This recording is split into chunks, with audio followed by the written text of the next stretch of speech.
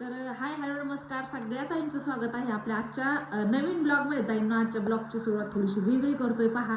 आणि मधनाच ब्लॉगची सुरुवात केलेली आज, कारण डायरेक्टली रुटीन घेऊन नाही राहिलो. थोडंसं आज बाहेर जायचं तर त्याच्यामुळं पटकन आज म्हणलं झटकीपट अशी थोडीशी मॅगी बनवावं, कारण छोटी भुकीचा टाईम झाला आहे मुलांचा आणि त्यांचा सगळ्यांचा. सुट्ट्या असलं की पहा पोरांचा असायची दिवसभर टी व्ही पुढंच खाणं, टी व्ही पुढंच अभ्यास, टी व्ही पुढंच ते बुक्स बॅग सगळ्या पडलेल्या. बाबा इकडं त्यांच्याबरोबर बसून टी व्ही बघतायत बघा. सगळा सोप्यावरती पसारा सगळा पांगलेला आणि इथं कार्टून बघायचं काम चाललं आहे. अभ्यास झाला आहे तर थोडासा आज बाहेर जायचा प्लॅन आहे. तर म्हटलं पटकन मॅगी थोडीशी हे करावी सगळ्यांना आणि मॅगी खाऊन. हां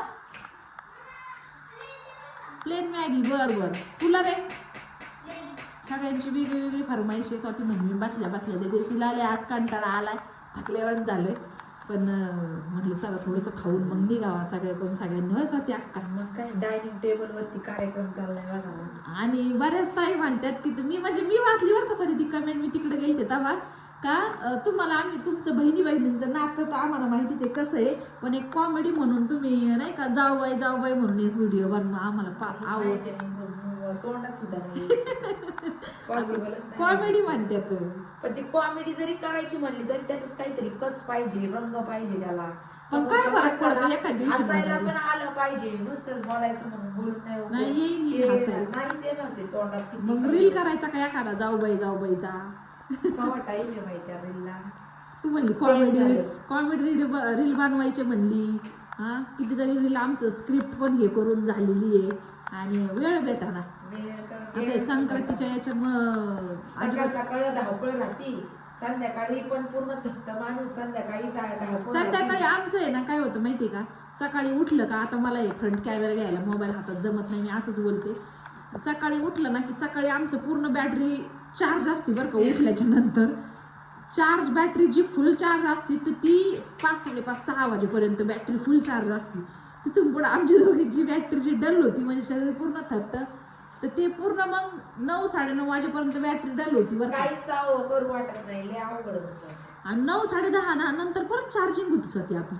मग झोपच येत नाही कवर 11, 11:30, 12 आणि 1. आणि मग तिथून पुढे विचार करत प्लॅनिंग सगळे लोक झोपत येतात आणि आमची प्लॅनिंग चलते. आताच नाही बरं का ताई, नो या आताच नाहीये हे चांगलं. जेव्हापासून ताई उडीसावरून डायरी रिटायर झाले तेव्हापासून म्हणजे आम्ही जेव्हा चॅनल सुरू बी नव्हतं केलं, नाही केलं होतं ना. चॅनल सुरू करायच्या आधीपासून हे आम्हाला खोडे अशी अगोदर ब्लाऊज शिवायचो, 1-2 वाजेपर्यंत कार्यक्रम चालतो आमचा. म्हणजे खोड आमचं सगळे झोपून द्यायचे निवांत, लोकांना गाड झोपून द्यायचं. मग आमच्या दोघी बहिणींचे प्लॅनिंग मग विचार सुरू होते डोक्यात आमचे. आणि ते दिवसा किती म्हणलं ना तरी ते आमचे डोके चालत नाही दोघींचे दिवसा, पण रात्रीचे एवढे फास्ट डोके चालतात ना काय माहिती. ते आम्हाला सवयच लागून गेलेली दोघींना. इकडं पण आल्याच्या नंतर इथं पण बाल्कनीत आम्ही दोघी कवर बसणार, किती थंडी असो काय असो ब्लँकेट घेऊन.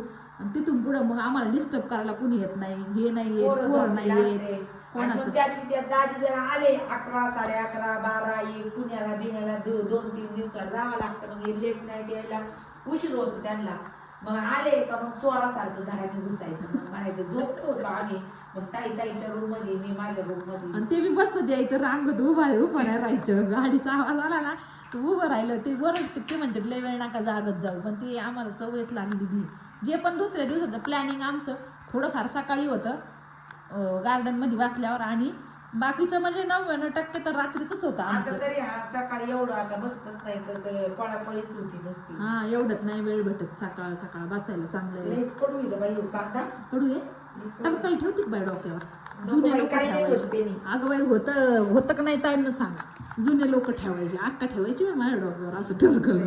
कांद्याचं हे पाणी यायला लागलं की काय होत नाही त्यांनी, पण जुने लोक म्हणते टरकल ठेवल्यावर हे नाही होत, कडू नाही येत कांद्याची. आता येते का? हा नाही येत. म्हणजे ती आपली फक्त विचार करायची, हे बरोबर आहे का नाही? हा काय माहिती आता देव जाणे. जाऊ चल ते तेवढं कापून मग मी करते. मॅगीच करायची म्हणलं आज, मोरगे गरम गरम थंडीचा आज मस्त मॅगी सूप मध्ये हे करून प्यावी, थोडी पातळ म्हणलं करावी. आणि मग थोडासा पाणी ठेव. हा थोडं पातळच करते ना, छान लागेल.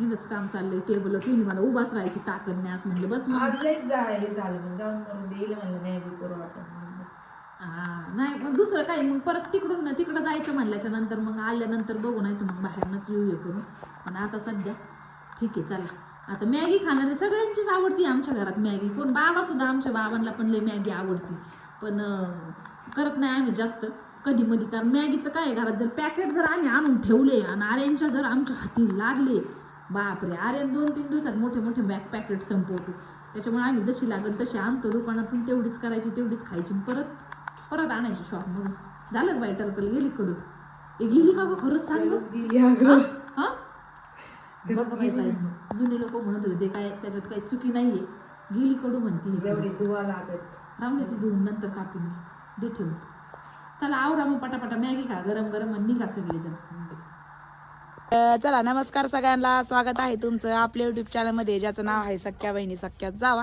चला 2 दिवसानंतर आज पुन्हा एकदा आपली भरिताई व्हिडिओमध्ये दिसली तुम्हाला तर रोज तुम्ही मी 2 दिवस नाही आला 1 दिवस जर नाही दिसलं ती नाही दिसली मी नाही दिसली तरी पण तुम्ही लगेच कुठं गेली कुठे करता कलेक्शनच्या शोधात थोडं भटकावं लागतं ना दोघी जमत नाही मग मला न्यांना जावं लागतं तर आता 2 दिवस प्रवास झाला तिची बी जरा तब्येत ठीक नाही कारण एक तर पहिले जमत नाही अजिबात ते गाडीतला प्रवास आणि ते घाळ होत आहे माणूस माझ्यासाठी हा बोल बर तर चला उशीर झालाय तर आज कुठं निघालो तर थोडस बाहेर चला पुढं गेल्यावरच बघू आपण कसं काय सरप्राईज गोल नाही पाहिजे बस लवकर गाडीत चल अयो स्क्रॅचेस कसं काय गेले एवढे दाजी चला बसा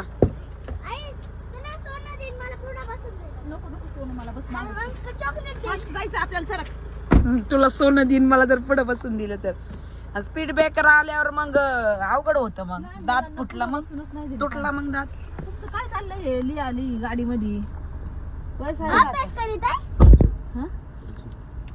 उद्घाटन बेकरीचं कधी उद्घाटन 24ला मग आम्हाला गरीबांना टूर देता का सगळ्यांना टूर द्यायचा आपल्याला तरी टूर मागे ठेव जर कचरा केला ना तेवढा देऊ हा उद्या वॉशिंगला लावून घ्यायची काय नाही बाहेर टाकायची हरभरे आणलेत बघा पेपर का नाही आणले मस्त पैकी न्यूजपेपर मला कारण इथं ठेव काहीतरी खात राहिलं ना मग त्रास होत नाही खात राहिलं तर कोणाला त्रास होत नाही हल्ल्यापासून काय त्रास होईल अय अनिल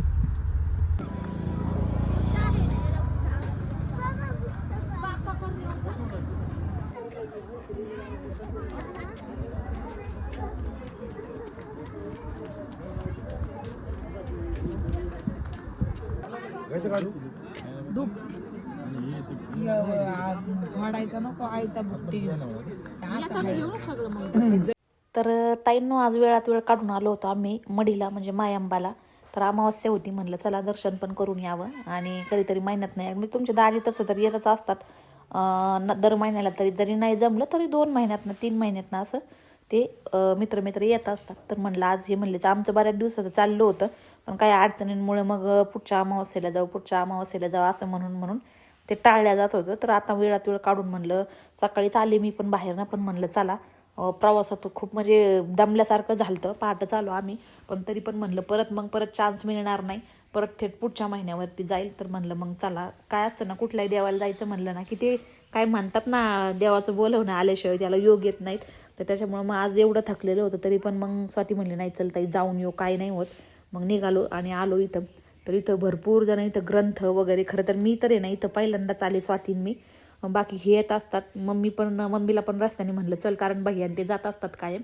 दर महिन्याला त्याची तर चक्कर असते भैया आमचा कंटिन्यू जात असतो तर मग त्याला म्हणलं चल तू पण मग आहे गाडीत जागा तर मग आम्ही सगळेच गेलतो कारण चांगलं आहे म्हणजे आता इथनं तुमचे दाजी तर आणतात दर महिन्याला कोवळं वगैरे आल्याच्या नंतर पण आम्ही स्पेशली आलेलो नव्हतं तर म्हणलं चला सगळं बघून त्यातल्या त्यात आम्ही घरातनं निघालो होतो 4-4:30ला तर काही स्वेटर वगैरे काहीच नेलं नव्हतं थंडी अजिबात नव्हती पण नंतर इतकी थंडी वाजायला लागली तिथं गेल्याच्या नंतर म्हणजे अक्षरशः कुडकुडायला लागले हात हे यांनी घातलेलं होतं मग त्यांचं जॅकेट घेऊन घातलं मी कारण थंडी बरीच लागत होती आधी घरातून निघताना काहीच नाही लागली त्यानंतर मी इथं आता गेलं की आपण थोडंफार बघतोच काही साहित्य अशा ठिकाणी देवांचं साहित्य चांगलं मिळतं तर मग माझी नजर पडली या कमंडलूवरती तर म्हणलं एखादं घ्यावा असं मंदिरात पाणी वगैरे नेण्यासाठी चांगलं आहे पण काढून पाहिलं तर त्याचे हँडलही मला असं ते म्हणजे असं एवढं स्ट्रॉंग नाही वाटलं.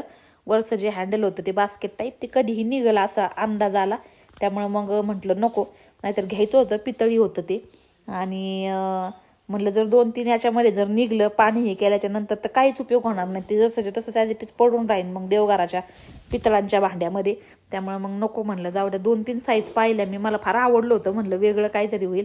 पण मग ते हँडलमुळं मी ते नाही घेतलं, रद्द केलं. मग अगरबत्त्याचं अशा दुकानांमध्ये गेल्यावर काय बाकी अगरबत्त्या हे ते बरंचसं काय काय काय काय आपण घेतो, कारण अशा ठिकाणी चांगलं भेटतं. उदाचे प्रकार वगैरे, तर मूर्त्या वगैरे खूप मस्त मस्त होत्या. इथं ऊद पण खूप वेगळ्या वेगळ्या प्रकारचा होता.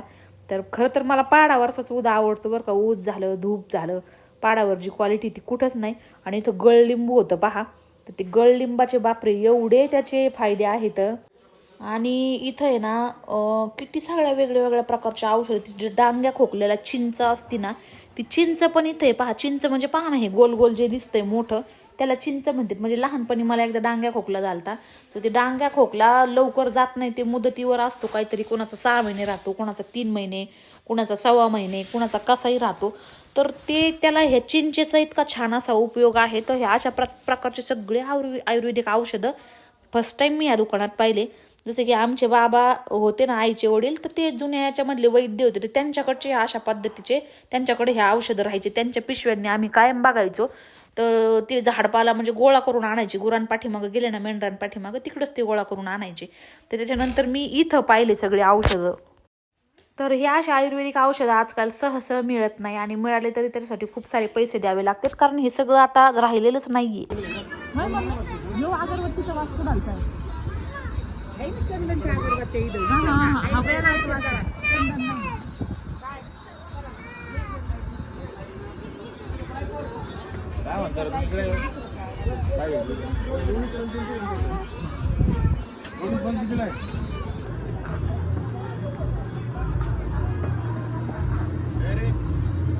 कसा आहे चहा मग?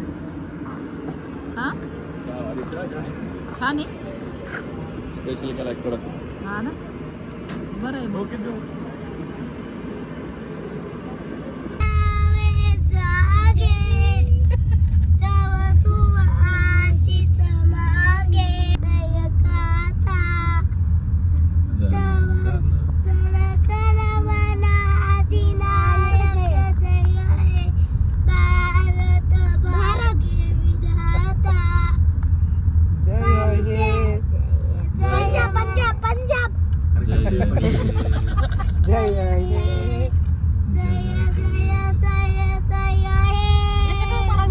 भारत माता की वंदे.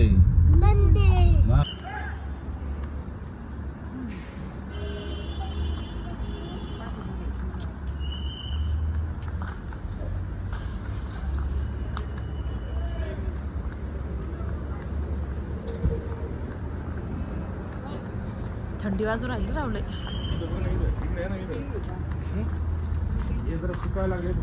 हा